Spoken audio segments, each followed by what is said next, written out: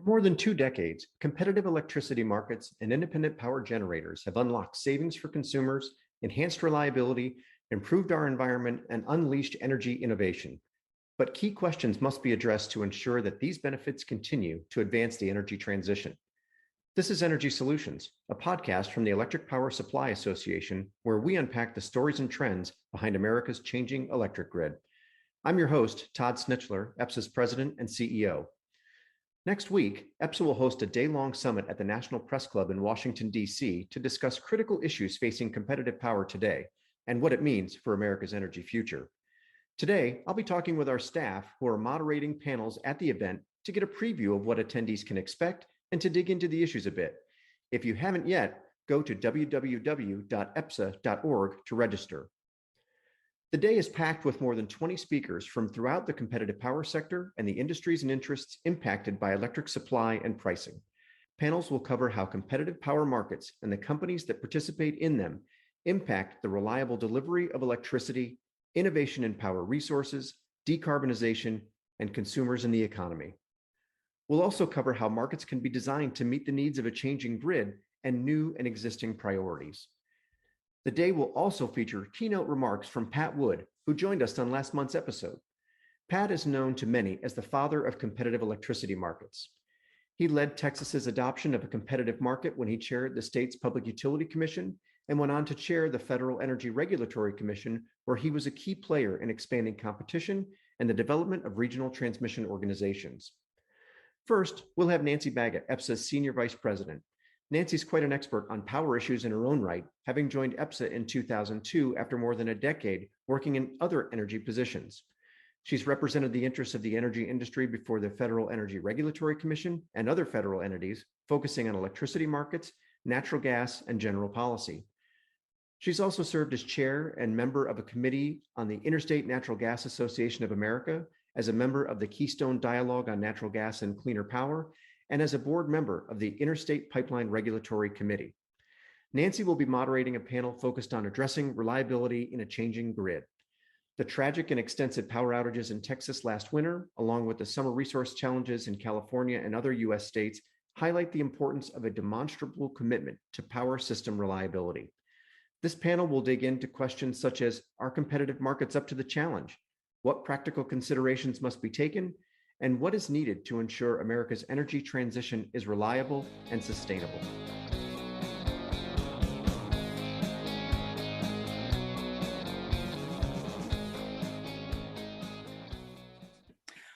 Well, my panel is opening the day with to address reliability issues, issues that have always been job one for the electricity markets. But we're going to look at some of the new pressures, or whether or not they really are new pressures. But there's a lot of discussion about changes in extreme weather events and how they impact the system. And we have some recent examples from which we've learned and which may inform the types of weather events we're looking at in the future. And then also the changing resource mix. So, the question really is, how much impact do those two things have reliability? And then how can the markets best respond to them? And so in order to do that, we have a fantastic panel of sort of the preeminent minds on this, in my view, certainly, because we'll start out with Jim Robb, who is CEO and president at NERC, who can really talk about the specifics about reliability. So at the federal level and also at the regional level, because there are regional entities that look into it. And it is how NERC does their assessment of sort of the long-term reliability outlook. It's really on a regional level because of the differences in resources, weather patterns, et cetera. So, I think he'll set us up with that. They, as you can imagine, they've done a lot of work with FERC and their regional entities to assess sort of what happened in Storm Uri last winter, and sort of what lessons we can take from that and how it might inform things going forward. I think kind of a threshold question for all of our speakers will be how differently we may need to look at reliability. As I mentioned, it has always been and will be job one. So a lot of attention has been paid. NERC, for that reason, develops performance-related standards, which really allows different types of market mechanisms to achieve the reliability goals needed to keep the system, working and resilient. So then the rest of the panel, I think, will be able to get into how different pieces of the system really work on that. Manu Asthana, who is the CEO and president of PJM, is going to be speaking, and he can address, how the largest regional market, in fact, covering 13 states and DC, is able to sort of ensure a reliable system over such a vast regional area, but also with a lot of differences within its region, both as to loads, where resources are available, and, some differences probably across states. And Manu was going to be able to get into the kinds of market mechanisms that may be creating concerns or barriers to achieving reliability now, and also whether there are clear market mechanisms that either need to be reformed or actually developed in order to facilitate a more reliable system. And then Thad Hill, who is CEO and president, this is a very austere panel, as you can tell, from Calpine, will be able to talk about how a project developer works within those markets to get the signals needed for how best to invest in reliable resources that participate in that system. And so he, I think, also will be able to talk to whether there are market mechanisms in particular regions that are either very helpful or perhaps creating barriers, unintended barriers, as things have changed or evolved a bit. And so he'll be able to talk from an investor's perspective. And then we've also got Devin Hartman, who is policy director and a senior fellow on energy and environmental policy issues at R Street Institute, who has spent a lot of time looking into competitive markets and consumer choice. So that's really retail choice, and how they do offer the best approaches to achieve sort of all of the goals that the markets strive for, including reliability. And he has done some, specific work on how a competitive market model is different from and better than, in many cases, the historically vertically integrated sort of IRP approach. And additionally, in his background, he worked at Elcon and was at NERC representing end-use customers. Yep. So we sort of really can sort of cover the entire system from end use all the way up to the to NERC as the regulator of the system reliability overall. What do you think attendees at the Competitive Power Summit, why should they care about this panel or the contents of the discussion that you're going to lead with these great panelists? Yeah, well, I mean, I think as I had mentioned previously, the actual impact that some of the changing pressures and factors will have on reliability is sort of a core issue we need to really dig down into. And, there's a lot of speculation. Speculation is not always on point, and isn't always within the context of reality, both as to the changes that are going to occur and what may need to be done to address those changes, or what might be done that creates changes, unexpected changes even. And then within understanding what really is going to impact reliability, or what we're really looking ahead to, there's also a lot of debate currently over what is the best model. What's the best model to achieve reliability with not only the pressures we've been talking about in terms of weather and the resource changeover, but the resource changeover, which is in part focused on achieving a cleaner system.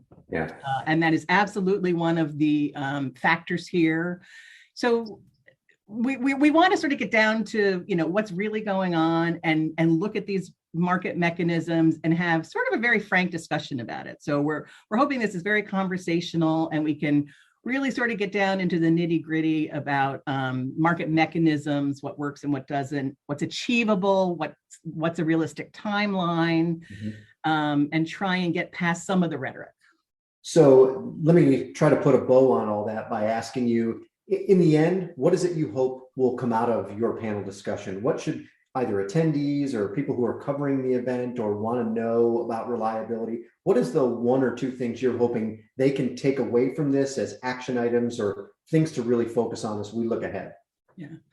I would hope that we gain the ability to focus on sort of achievable and reasonable market reforms or improvements or developments that address what is really happening or expected to happen related to reliability.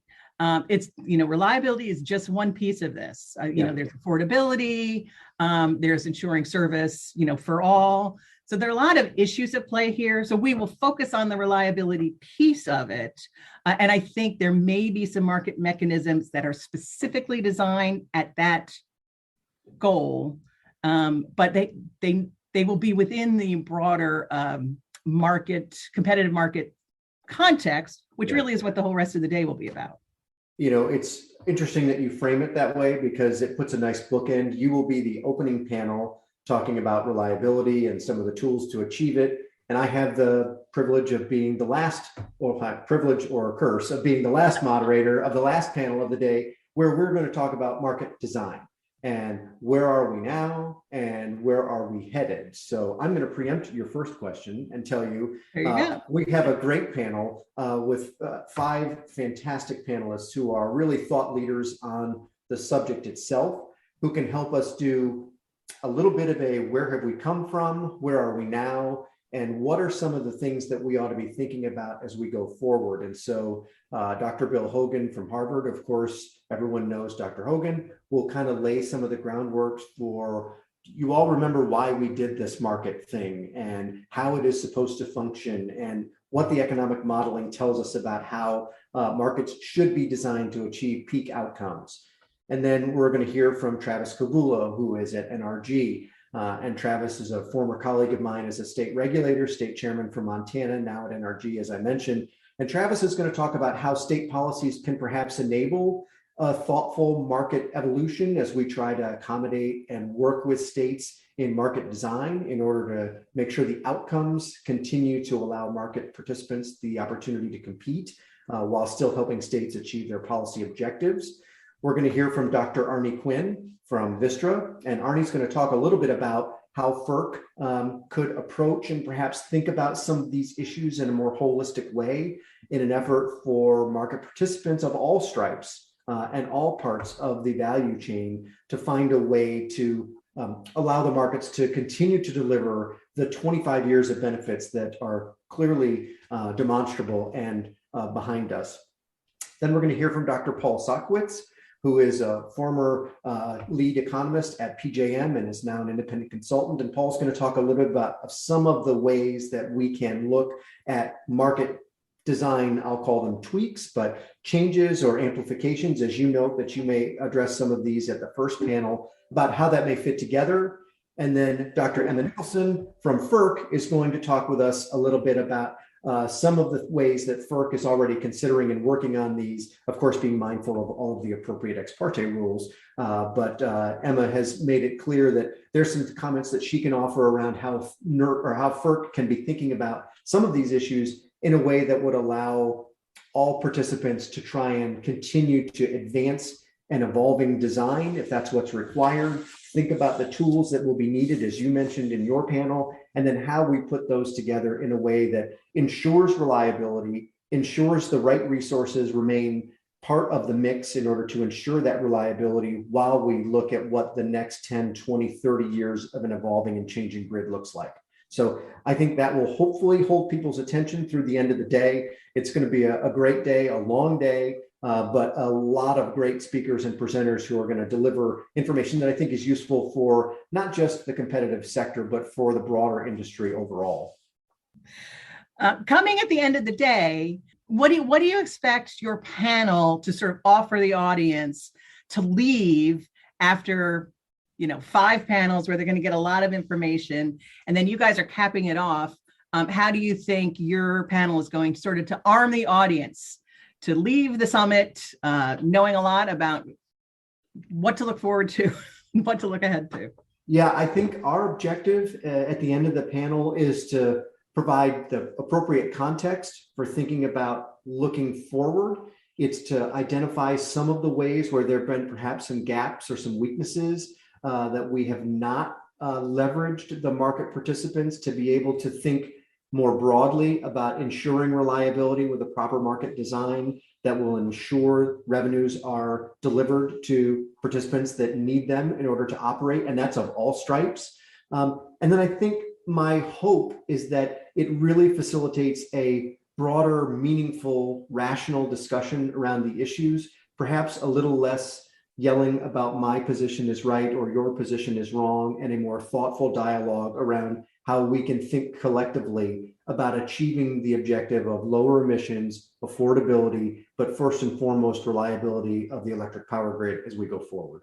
At its core, we're trying to do a couple of things. The first of which is to remind people of the importance of reliability, but also to really demonstrate and educate folks who either already know or maybe aren't as familiar that markets and competition have delivered these great outcomes for the last 25 years, and ensuring that we continue to use markets in an appropriate way to deliver that same affordability, reliability, and emissions reductions as we go forward is really the path to success at lower cost than reverting to a more traditional form of regulation, which some have suggested is the appropriate approach.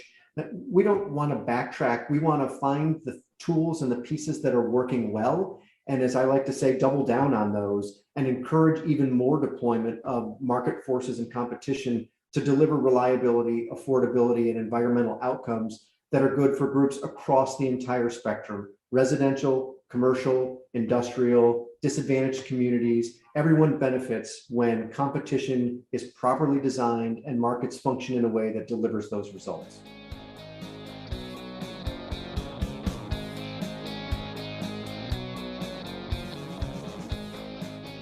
One of the key benefits of competition is its ability to spur innovation.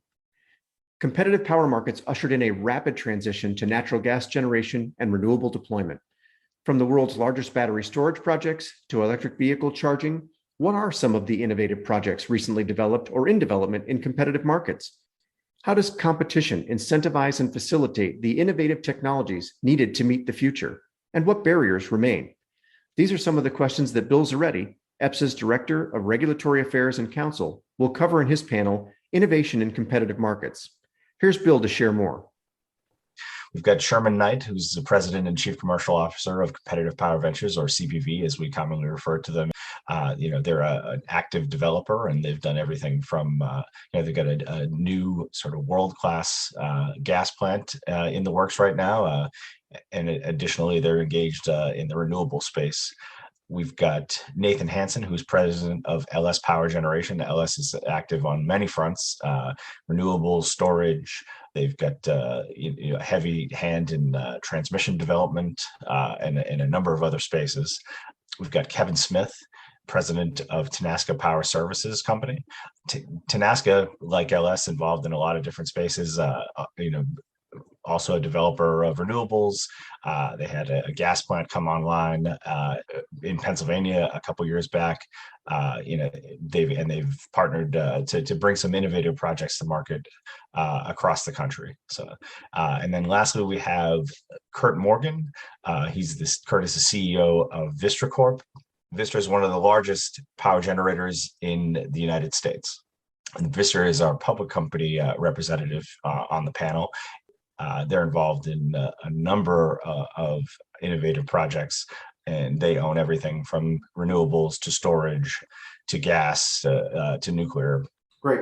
So, Bill, why should this issue matter for consumers, or how does this impact the energy transition when we think about how innovation fits into the forward-looking energy generation fleet? Well, I always call back to that we are where we are today, largely due to the sort of rapid transition that was led by competitive markets. It wasn't that long ago that American electricity was generated predominantly by coal, and it was competitive markets that led the aggressive fuel switch to natural gas. And that was based on economic incentives. And, markets are great at sort of driving change where it's needed and identifying opportunity for investment.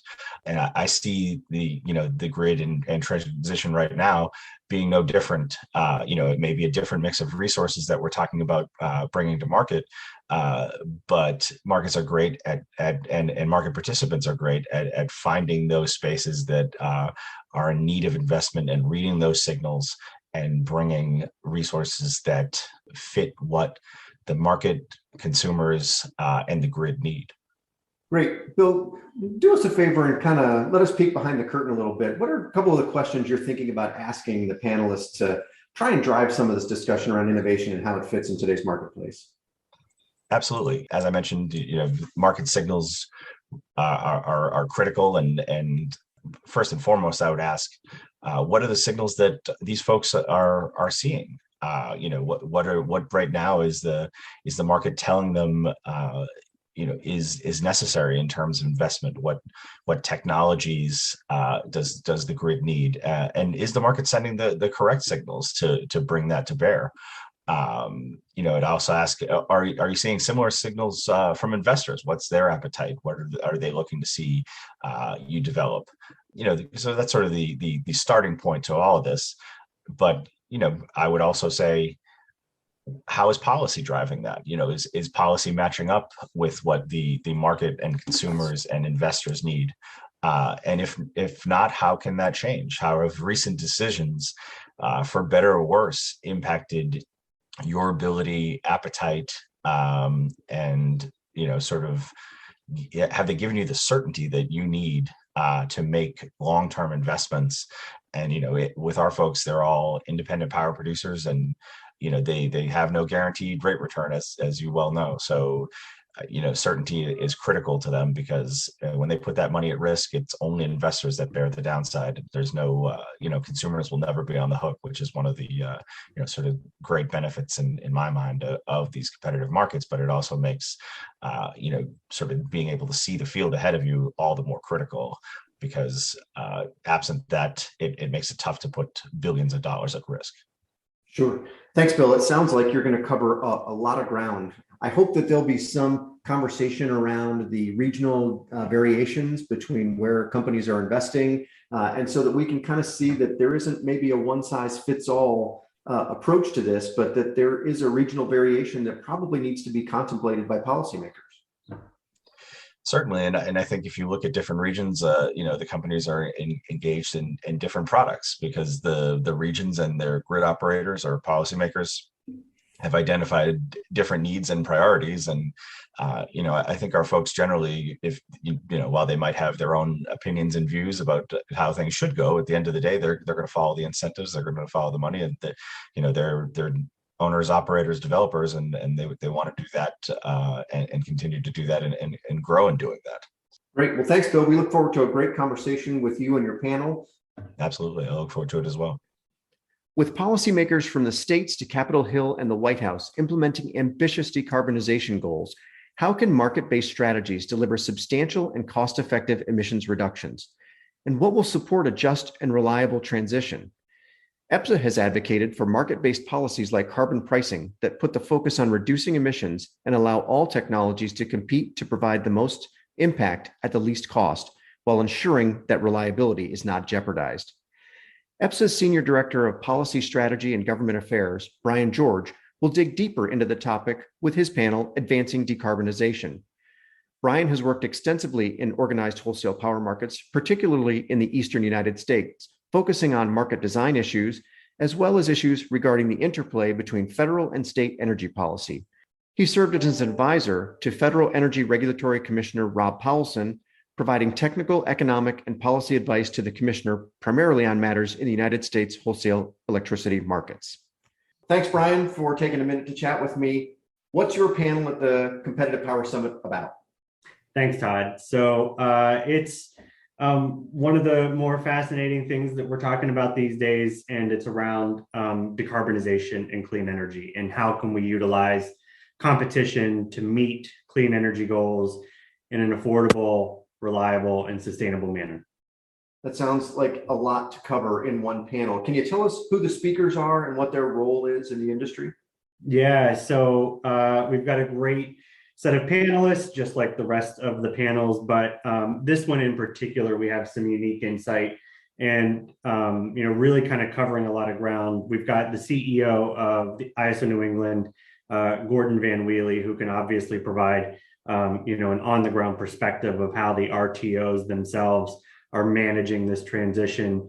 But we also have two developers. We've got Jill Davies from Shell and Stephen Gallagher from Brookfield Renewables to talk about what is it that they're looking for when they're making investment decisions in these markets. And then two more, John Moore, the director of the Sustainable FERC Project at NRDC, and then of course our good friend, Mr. Arnie Olson, who is a senior partner at Energy and Environmental Economics. Fantastic. That sounds like a lot of information to be covered. So given that panel, Brian, what makes this panel worth attending? Yeah, so, I think there's been a lot of conversation in our industry over the past several years about the need to decarbonize or the need to incorporate clean energy resources. And, from our perspective, we've seen that competitive power markets, in particular the RTOs and ISOs, have done a far better job at integrating the resources necessary for reducing emissions, and most importantly, doing it in a reliable and affordable manner. So why should people come to this? Goals aren't changing. States and private entities are continuing to develop aggressive decarbonization and clean energy goals. We want to talk about how we can achieve those affordably and reliably. And from our perspective, competitive markets are the way to do that. So we're going to talk about how RTOs, how competitive markets, how private developers can really utilize competition to build the resources that we need to meet those goals. Again, reliably, affordably, and sustainably. So as the moderator of this panel, kind of give us a peek under the hood, if you will, about what you're most interested in hearing from the panelists. What are some of the things that you're going to be asking about? And then how do you think this will help advance the conversation as we go forward? Yeah, so to start, we've talked a lot about the demand for more clean energy, but I think what's often not talked about is, with electrification on the horizon, we're talking about more demand for energy, period. So, we've got demand for more electricity, we've got demand for more clean energy. So, what I'm really interested in hearing is, particularly from the RTO perspective, given this increasing level of demand and given the increasing demand for clean energy, how are we going to reliably operate the system, given the challenges that we know are inherent with certain resources? And that, again, is not a knock on any particular resource. It's just the physics of the system. So I want to talk about how, we can address some of those challenges head on.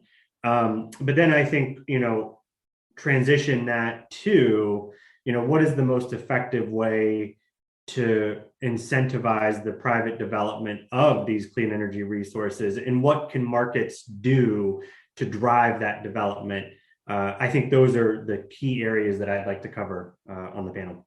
Yeah, this sounds a lot like a both and, not an either or conversation, which exactly. I think will be really helpful. So thanks, Brian. Look forward to your panel. Yeah, absolutely. It's hard to believe it's less than a week away, but we'll see you all soon. Last but certainly not least, EPSA's Sharon Royka-Theodore will dig into the economic and consumer impacts of competitive power markets with her panel, Continued Consumer and Economic Benefits in a Just Transition. Energy prices and other economic concerns are top of mind for Americans right now, with 97% saying energy affordability is a priority for energy policy, according to a recent poll by Morning Consult done for EPSA. Sharon is Vice President of Regulatory Affairs at EPSA and has been with our organization since 2007.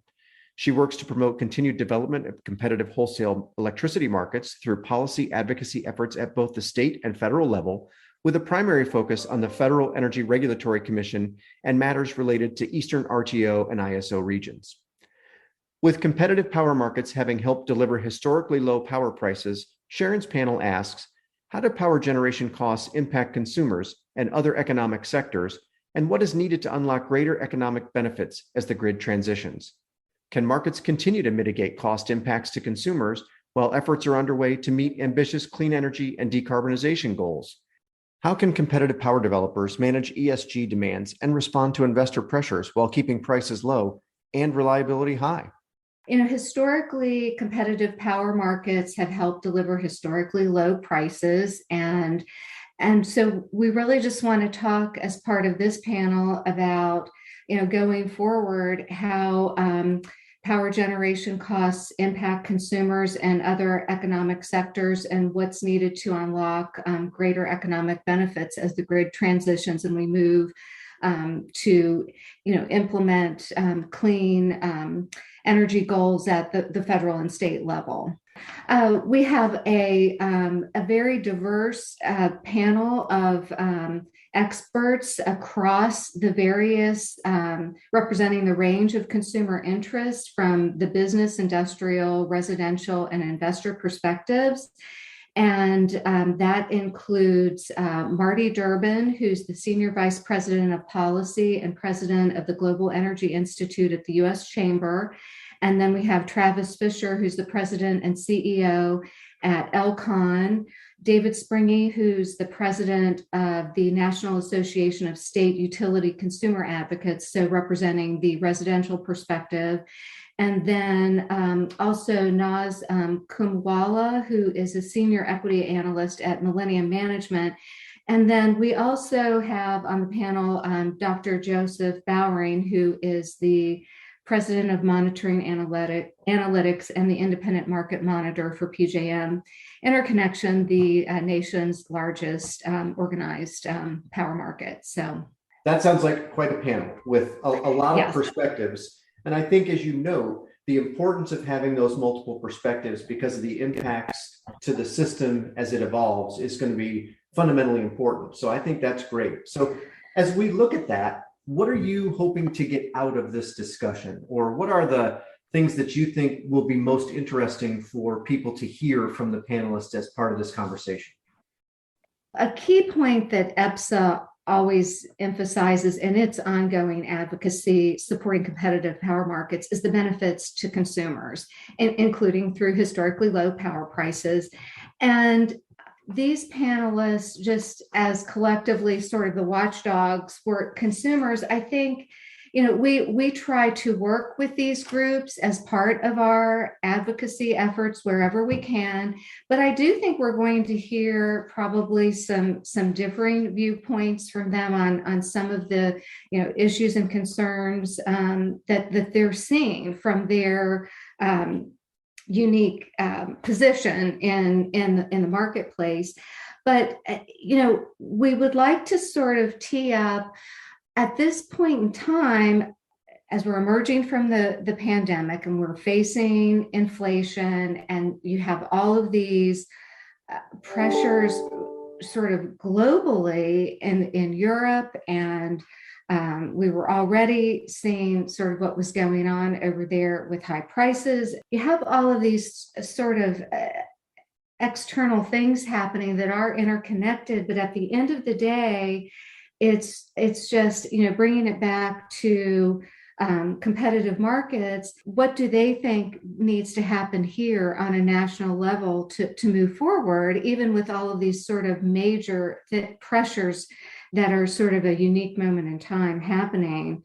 So I'm looking forward to hearing from them on, just as the administration moves forward on implementing elements of the bipartisan infrastructure law, how that factors in as we need to build out the transmission grid, how that all factors in to costs that we're seeing, and just other pressures as well when we see other types of investor pressure on sustainability and ESG. These are just a lot of things that sort of play into overall costs in the market potentially.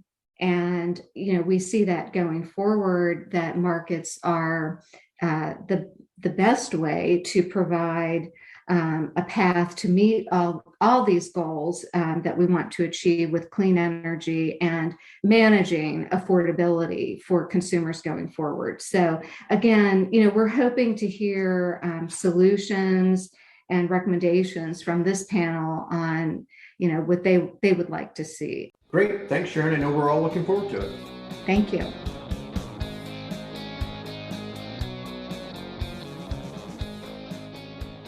At EPSA, we know competition provides the best foundation for delivering the energy future we all want.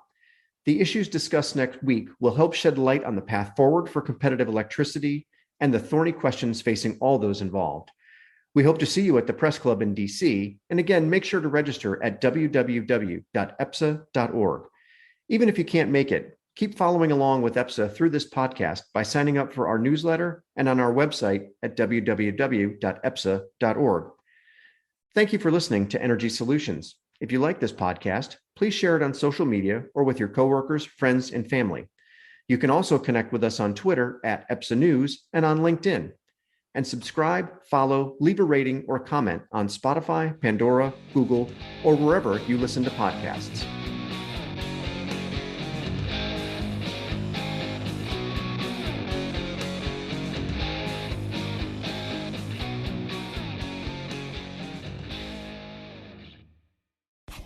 Energy Solutions is brought to you by the Electric Power Supply Association. EPSA represents America's competitive power suppliers, which bring about 150,000 megawatts of power generation resources to customers throughout the United States. Discover the power of competition at www.epsa.org.